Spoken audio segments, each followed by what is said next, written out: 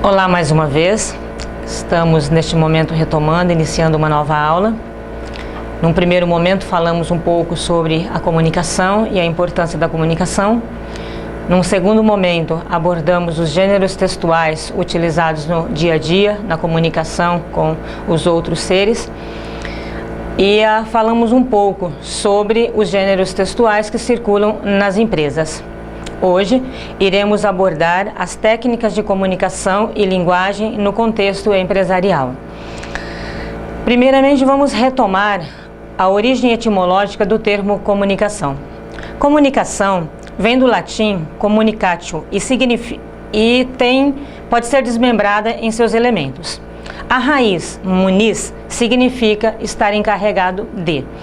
O prefixo co expressa simultaneidade, algo que acontece ao mesmo tempo. E o sufixo tio reforça a ideia de atividade. Em outras palavras, se juntarmos todos os elementos que compõem a palavra, a expressão ou ao termo comunicação se refere à atividade realizada conjuntamente em parceria com outras pessoas, com outros seres. Mas quando estamos nos referindo ao termo comunicação e em específico à comunicação humana, é importante nos lembrarmos que toda comunicação humana ela acontece num âmbito cultural, simbólico, e esse âmbito cultural simbólico é que vai definir o sentido da comunicação. De acordo com Hohlfeld, a comunicação é um processo social básico de produção e partilhamento do sentido através da materialização de formas simbólicas, ou seja, todas as formas, construções simbólicas das quais nós nos apropriamos no decorrer de nossa vida. E apesar de que essa comunicação simbólica de sentido ser inerente a toda a espécie humana e, portanto, ter permeado, ter feito parte da comunicação entre os seres humanos no decorrer de toda a história, inclusive nos tempos mais primitivos, foi somente a partir do desenvolvimento da era moderna e da Revolução Industrial no século XVIII que a problematização e a complexificação acerca da comunicação foi vista a partir dali como um processo. E a partir do momento que se tornou um processo, também se tornou objeto de estudo. E adotou-se o termo ciências da comunicação para falar sobre e estudar sobre esse assunto. E todos os estudos decorrentes desse setor da comunicação humana passou a ser chamado de teoria da comunicação. A partir deste momento, a Escola de Chicago também, como se estabeleceu como um processo, a Escola de Chicago passou a estudar os elementos que compõem essa comunicação e estabeleceu os elementos em 5. O primeiro seria o emissor, a pessoa que fala, que envia uma mensagem utilizando um canal, um código a uma outra pessoa. O segundo elemento, a mensagem, ou seja, o conteúdo enviado pelo emissor. O terceiro, o receptor, a pessoa que recebe a mensagem enviada. E toda essa mensagem é enviada por meio de um canal, que seria o quarto elemento, a forma utilizada pelo emissor para enviar a mensagem até o receptor. E nesse processo ele utiliza um código, que é o conjunto de sinais estruturados utilizado na elaboração da mensagem, que pode ser verbal ou não verbal. No caso nosso da comunicação oral, nós utilizamos a língua. Agora, quero convidar você a assistir um vídeo, Processo de Comunicação. Esse vídeo irá detalhar e exemplificar de forma bastante atrativa e agradável estes elementos que fazem parte da nossa comunicação. Você já pensou sobre a importância que a comunicação tem para nós humanos? Ao comunicar, expressamos nossas ideias, opiniões, emoções, compartilhamos dúvidas, incertezas e também soluções em nossa própria história. Certamente, o mundo não seria o mesmo ou nem existiria sem a comunicação. Antes de mais nada, precisamos saber o que é comunicação.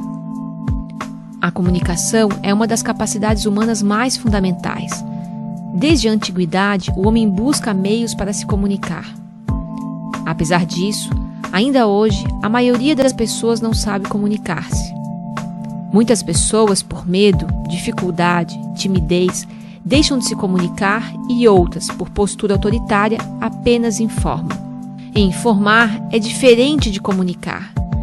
Informar é um ato unilateral e envolve a pessoa que tem uma informação a dar. Já comunicar implica tornar algo comum, fazer-se entender e provocar reações no receptor. Por isso, comunicar pressupõe a interação e o saber ouvir. O processo de comunicação, que envolve interação, pode ser descrito por meio de um esquema proposto com base no modelo de Shannon-Weaver. Os elementos que compõem esse esquema são o emissor, que é o sujeito que produz e tem a intenção de transmitir uma mensagem. A mensagem, que é o que o emissor tem a intenção de transmitir. O receptor, que é qualquer sujeito capaz de receber e interpretar essa mensagem. Além disso, temos alguns processos relacionados a esses elementos. São eles: a codificação, que envolve a tradução da mensagem em um código conhecido. A decodificação, que envolve a interpretação do código utilizado na mensagem. O meio ou canal é por onde circula a mensagem. O ruído refere-se a possíveis interferências que podem diferenciar a mensagem enviada da mensagem recebida. Entende-se por ruído qualquer fonte de erro, distúrbio ou deformação da fidelidade na comunicação de uma mensagem, seja ela sonora, visual ou escrita. O feedback, que é a resposta dada pelo receptor a partir da mensagem decodificada por ele. Na prática, temos um sujeito emissor que codifica uma mensagem, seleciona um meio para transmiti-la. Ao receber a mensagem, o sujeito receptor interpreta e dá uma resposta ao sujeito emissor. Tudo isso dentro de um contexto que pode interferir e ser influenciado pelas mensagens que circulam. Vamos a um exemplo. Joana dormiu mal à noite e brigou com o marido. Chegando no trabalho, leu o seguinte e-mail que recebeu de seu supervisor: Joana, você não cansa de nos surpreender. Vamos dar mais atenção à ideia sugerida em seu relatório. Ao considerar seu contexto social, emocional e físico, ela decodifica a mensagem da seguinte forma: eles nunca estão contentes com nada que eu faço. Sempre é preciso melhorar, melhorar e melhorar. E dizem que tenho que dar mais atenção ao que sugiro. E como feedback, responde ao e-mail escrevendo: infelizmente não consegui atender às expectativas, mas na revisão do relatório vou me dedicar mais. A partir do feedback que o supervisor recebe, fica claro que ruídos presentes no contexto interferiram na mensagem transmitida. Então ele começa a se questionar: será que a linguagem utilizada não foi clara? Será que o meio não foi adequado ou eu deveria ter parabenizado seu trabalho pessoalmente? Será que Joana está com algum problema? O supervisor se questiona sobre aspectos importantes que se fazem presentes no processo de comunicação. Ao comunicar, precisamos estar cientes sobre quem diz, em que canal, para quem, diz o quê, com qual efeito e em qual contexto. A partir disso, podemos observar que o contexto social, emocional e físico podem interferir no processo de comunicação. Os receptores precisam ser considerados no processo de comunicação. Temos vários meios para transmitir uma mensagem e é necessário identificar qual é o mais adequado. A mensagem precisa ser traduzida de modo a garantir sua decodificação o mais corretamente possível. O emissor deve estar atento à resposta do receptor. Agora que você conhece melhor o processo de comunicação, cabe refletir sobre como melhorar esse aspecto tão fundamental para a vida humana e como ele pode facilitar ou complicar seu dia a dia. Para encerrar, vamos compartilhar 10 dicas para falar bem e ouvir melhor. Lembre-se que a comunicação começa em si, mas é processada na mente de outra pessoa. Defina o objetivo da comunicação. Antes de comunicar, clarifique as suas próprias ideias. Seja objetivo, claro e conciso. Coloque-se no lugar da outra pessoa. Não interrompa os outros. Respeite os outros. Faça perguntas. Faça anotações. Preste atenção às mensagens não verbais.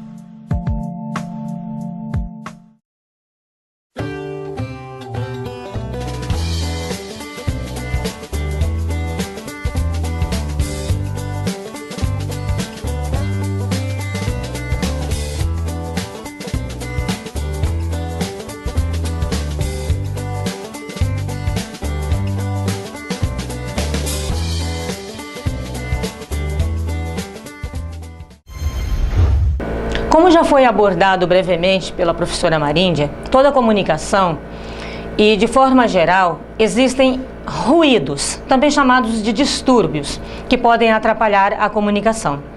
O que é considerado como um ruído ou um distúrbio na comunicação? Todo sinal indesejável que atrapalha a compreensão da mensagem. Também é considerado, de acordo com Medeiros, tudo que dificulta a comunicação, que interfere na transmissão, que perturba a recepção ou a compreensão da mensagem, é considerado como um ruído ou um distúrbio. E ainda de acordo com ele, tudo que possibilita a perda de informação durante o transporte da mensagem entre o destinador e o destinatário, ou emissor e receptor. Nesse processo, eles utilizam o código. E o principal código de comunicação utilizado pelo homem e que o diferencia dos outros seres vivos é a sua capacidade de utilizar a língua estruturada na forma da linguagem. E essa linguagem utilizada pelo homem em seu sistema de comunicação, ela não é regida por formas imutáveis, porque ela sofre alterações no processo histórico, no processo de interação com a sociedade. Ela pode transformar-se no decorrer da história, no decorrer do processo. Miguel Rodrigues Neto, ele adotou uma estrutura em que ele organiza a linguagem ou a língua falada e escrita por níveis. Ele organizou no sentido de que a língua falada pode ser culta, coloquial, vulgar ou inculta, regional, grupal, que seriam os termos utilizados nas gírias e na linguagem técnica.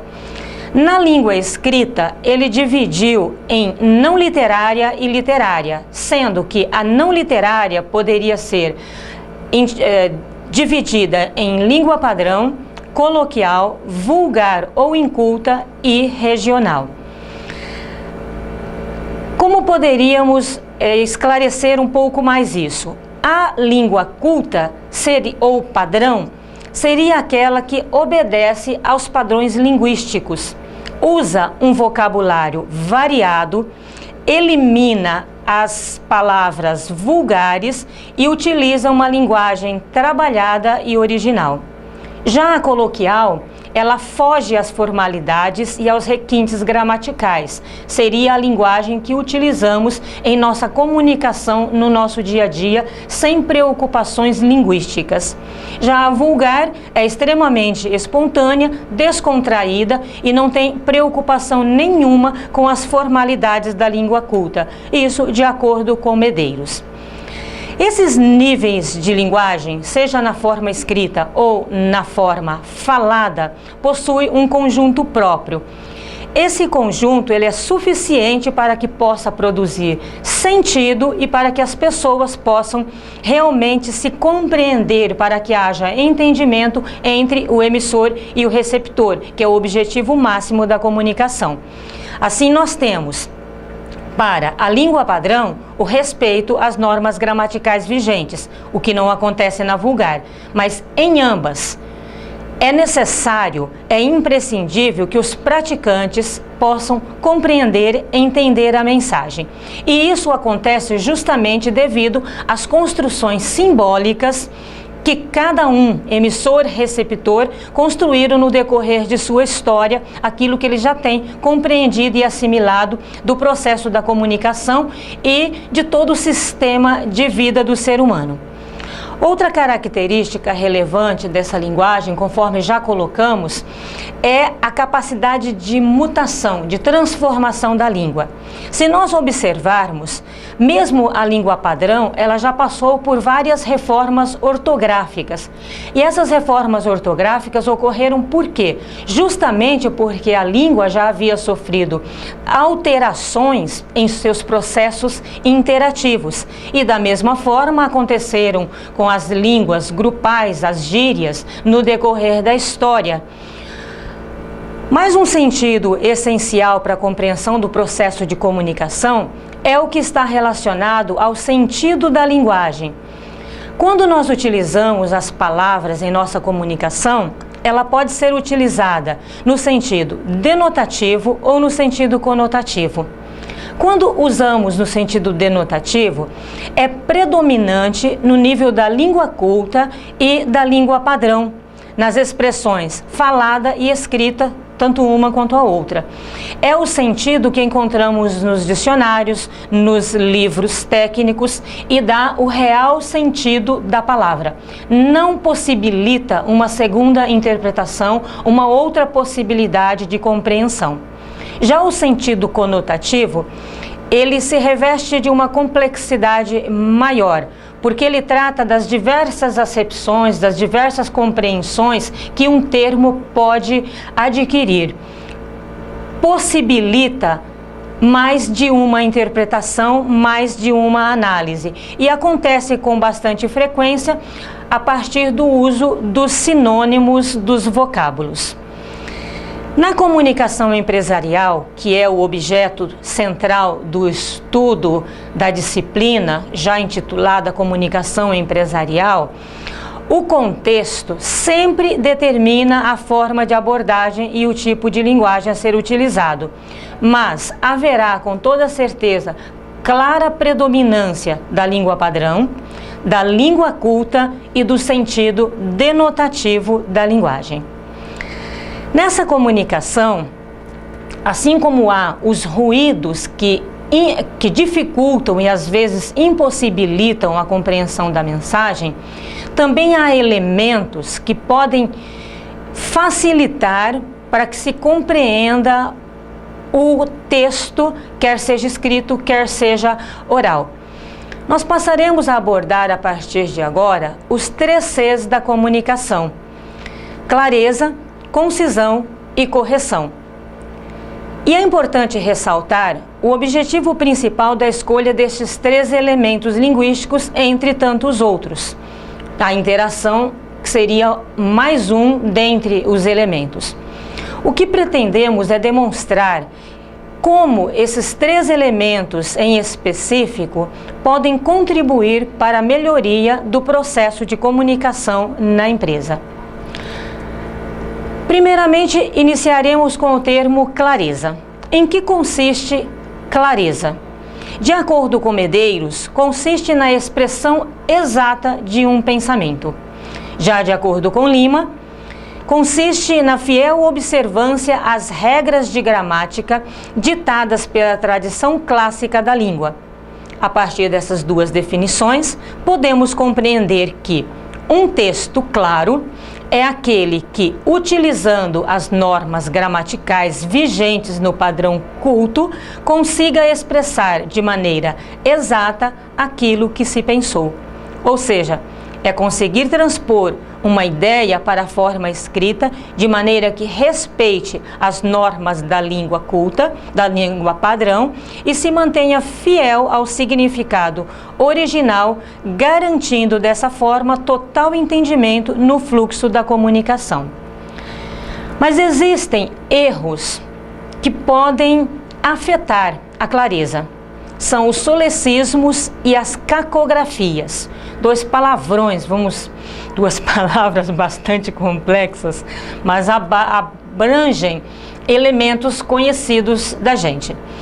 Os solecismos constituem erros de concordância, que abrangem a concordância verbal e a concordância nominal, assim como erros de regência, podendo ser também verbal ou nominal, e também na construção das frases.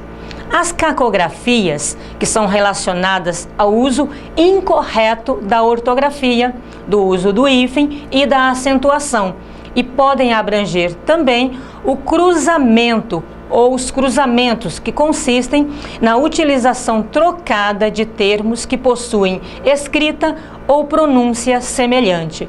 Isso de acordo com Lima. Muitas instituições ainda cultivam a linguagem excessivamente técnica, cheia de jargões, textos sinuosos, rebuscados, enfeitados. Só que essa prática, além de estar em desacordo com a modernidade, também dificulta a clareza no texto. O excesso da linguagem técnica, antes de mostrar competência por parte do emissor, revela superficialidade e também desrespeito para com o receptor. Portanto, o estilo claro, de acordo com Medeiros, é o que evita a ambiguidade, ou seja, o duplo sentido das palavras, a obscuridade, o pedantismo, a afetação, também o esnobismo. O estilo claro significa o uso da sintaxe correta e de vocabulário ao alcance do receptor, ao alcance de todas as pessoas. A utilização de uma linguagem obscura, imprecisa, além de esconder a superficialidade do tema, porque pode impressionar pela forma, mas não pelo conteúdo, porque será incompreensível em muitos aspectos para as pessoas. Também pode inibir a participação das pessoas na empresa, porque quando você usa uma comunicação que poucas pessoas conseguem compreender, isso vai torná-la excludente, levando os outros a se sentirem não convidados a participarem do processo. Então é interessante que essa comunicação se faça da forma mais clara e sempre com o vocabulário bastante acessível ao alcance de todas as pessoas. Entre as principais características desse processo comunicacional nas empresas, de acordo com Peruso, estão a opção política de colocar os meios de comunicação a serviço dos interesses populares, transmissão de conteúdos a partir de novas fontes de informações e, principalmente, a participação ativa das pessoas como protagonistas do processo, convidar todos os integrantes da empresa a participar de forma ativa nesse processo. E isso só se dará a partir do momento que a comunicação seja clara para todos que estão envolvidos no trabalho. A dimensão da clareza no processo comunicacional está bastante relacionada não só ao aspecto linguístico, mas também a processos sociais de participação, incluindo a coprodução e a avaliação por parte do todo o corpo social da empresa. O segundo C, essencial na comunicação, a concisão. Em que consiste a concisão? De acordo com Medeiros, consiste em dizer muito com poucas palavras.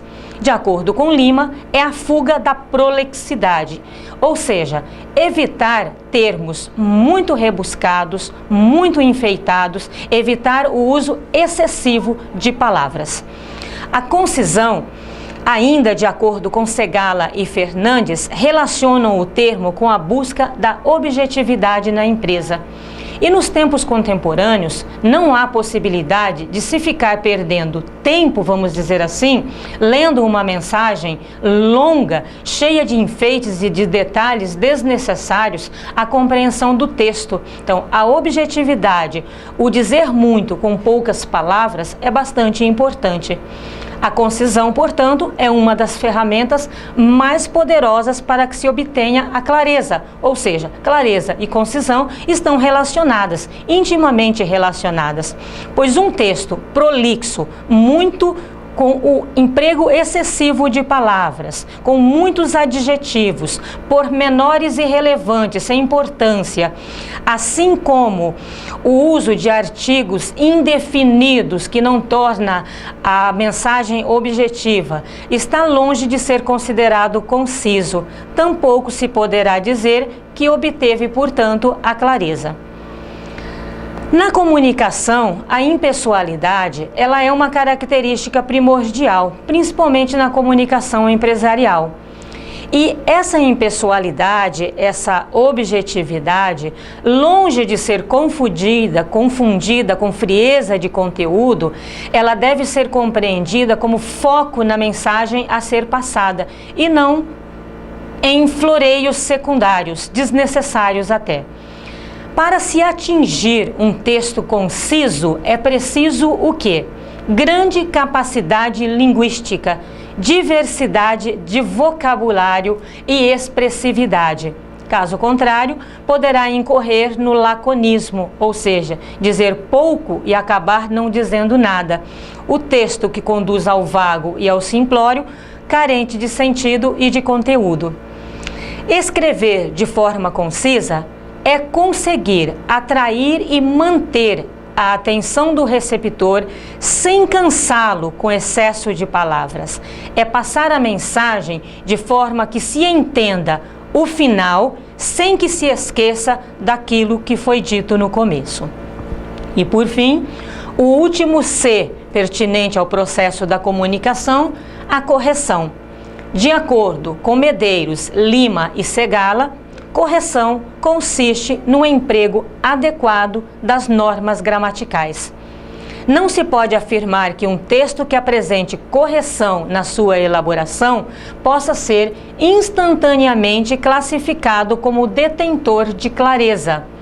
No entanto, a observância da utilização correta das normas gramaticais é um dos componentes mais importantes na obtenção da clareza textual, porque evita a formação de códigos fechados e socializa a informação dentro do vocabulário comum aos falantes da língua.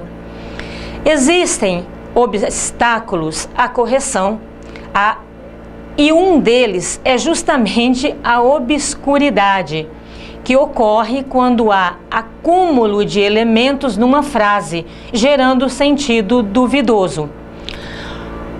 Outro obstáculo à correção é a ambiguidade, o erro gramatical que leva a frase a ter duplo sentido. O barbarismo seria um outro que consiste na escrita de palavras de forma errada, gerando uma palavra bárbara, ou seja, uma palavra inexistente na língua portuguesa. Um outro aspecto que tem contribuído decisivamente para a observância de incorreção textual nas empresas é a má utilização dos pronomes oblíquos e dos tempos verbais. Então, se nós observarmos, os 3 Cs, eles estão bastante interligados e o correto emprego de cada um deles é imprescindível para que haja uma boa comunicação. Mas ampliando a comunicação, a discussão para além do aspecto linguístico, a ausência de correção pode ter outros efeitos nocivos à empresa. Pode levar a empresa a perder a credibilidade junto aos seus clientes, perder a credibilidade junto aos seus funcionários, porque levará a uma interpretação de falta de capricho, de zelo, de preocupação na elaboração das mensagens geradas pela instituição, geradas pela empresa.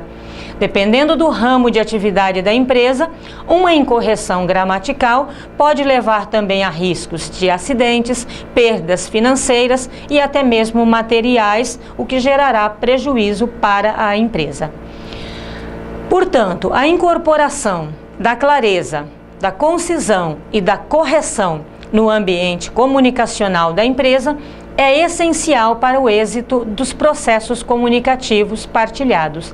E isso deve fazer parte da cultura organizacional, não se restringindo a um manual de redação, mas fazendo parte de toda a comunicação empresarial. É preciso entender o contexto dos apontamentos linguísticos dentro de um processo social e estratégico que envolve todos os setores e departamentos da empresa, e principalmente os que têm relação com o marketing, que têm relação com a produção da empresa e com a sua comunicação com outros setores e outros departamentos e os clientes externos. Nesse processo de comunicação, e é importante que os 3 Cs se manifestem em todos eles, ou seja, a clareza, a concisão e a correção, a empresa ela fará uso de vários discursos, dependendo da ação a ser ministrada ou administrada por ela, ser gerada por ela em seu processo de vida. Fará uso do discurso publicitário, administrativo, jornalístico, científico, e cada um desses discursos tem uma concepção dinâmica própria. E nem sempre esses discursos e as pessoas relacionadas a manterem a atividade, esses discursos em cada departamento, estão dispostas a trabalhar em parceria para que a comunicação da empresa se torne cada vez melhor. Mas é importante que esses discursos não aconteçam de forma fragmentada, mas que um departamento converse com o outro, a fim de que a comunicação aconteça de forma mais irmanada possível. É também importante que nós consideremos que esses discursos no interior da empresa, eles devem acontecer de forma igual. Um departamento interagindo com o outro. Embora, de acordo com Medeiros, se apregoe que o texto comercial ele deva respeitar as regras gramaticais, a utilização de formalismo excessivo pode provocar desinteresse da audiência, enquanto o aproveitamento das expressões coloquiais pode emprestar ao texto certo colorido, que estimula a atenção do receptor. Ou seja, nessa comunicação toda de todos os departamentos das empresas, nos tempos contemporâneos, há uma possibilidade de abertura para que se utilizem termos mais coloquiais, todavia não tão coloquiais a ponto de que a mensagem se torne popular demais. Esse discurso todo utilizado pela empresa nessa comunicação pode ser direto e pode ser indireto. No discurso direto, a pessoa falará por si. Ocorrerá provavelmente mais no departamento de marketing. Já o discurso indireto é quando alguém informa a fala da pessoa. Nesse caso, é bem provável que o departamento jurídico faça mais uso do discurso indireto. Dentro do departamento do universo empresarial, portanto, é necessário entender que cada ferramenta só terá a eficácia desejada se for utilizada no contexto correto. Para isso é importante que nós leiamos, nos aprofundemos em cada contexto, em especial no contexto em que estamos inseridos em nossa empresa. E a partir deste momento, então, nós analisaremos apenas a título de amostragem, não vamos nos aprofundar nesses detalhes, alguns documentos que as empresas utilizam na sua comunicação, tanto interna quanto externa, e as funções desses documentos. Os documentos empresariais, que seriam os documentos que geram os gêneros textuais que estudamos na aula anterior, eles podem ser classificados de acordo com a empresa a que fazem parte. Não há um consenso profundo e acentuado entre os diversos autores que abordam a temática da comunicação empresarial. Mas grande parte desses estudiosos, eles convencionaram a utilização do termo comercial ao grupo de documentos que circulam no âmbito das empresas comerciais de cunho privado. Já o termo oficial esteve historicamente vinculado aos poderes públicos e se refere à comunicação destes, gerado mais pelas instituições. Mas se nós analisarmos a origem das palavras, veremos que nem todas as empresas são comerciais e também é possível verificar que também existem empresas oficiais mantidas pelos poderes públicos, ainda que parcialmente, como a Petrobras, por exemplo.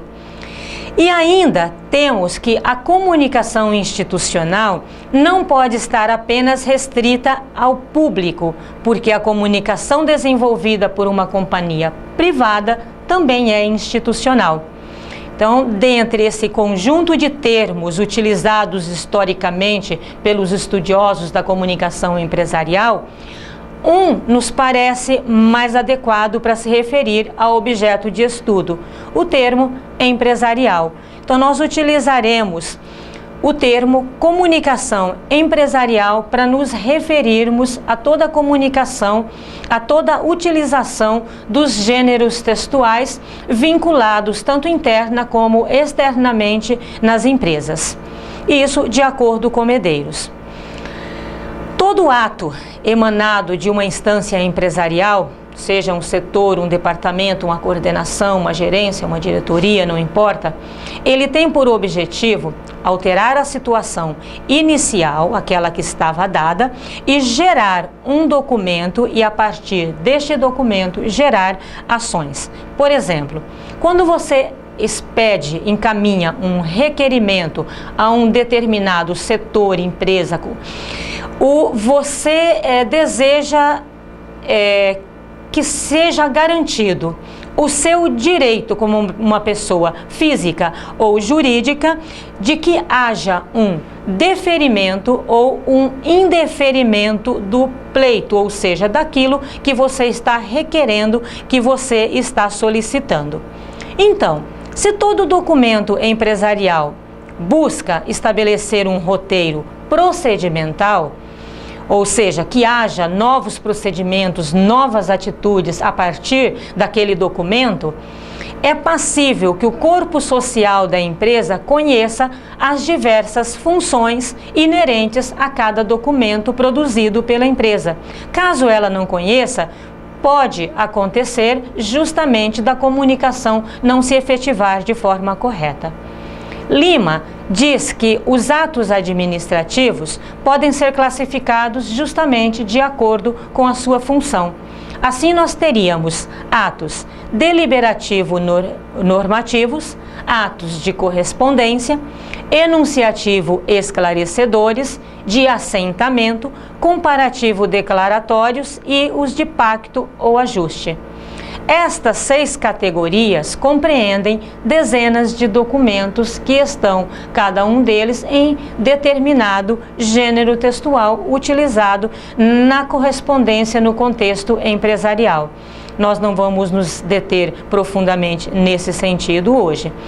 Apenas relembrando ou finalizando, queremos dizer que a empresa deve ter habilidade para utilizar os diferentes tipos de documentos ou os diferentes tipos de gêneros textuais, pois cada um deles produz determinado efeito legal ou administrativo que deve estar em consonância com os objetivos traçados para uma comunicação empresarial estratégica e eficaz.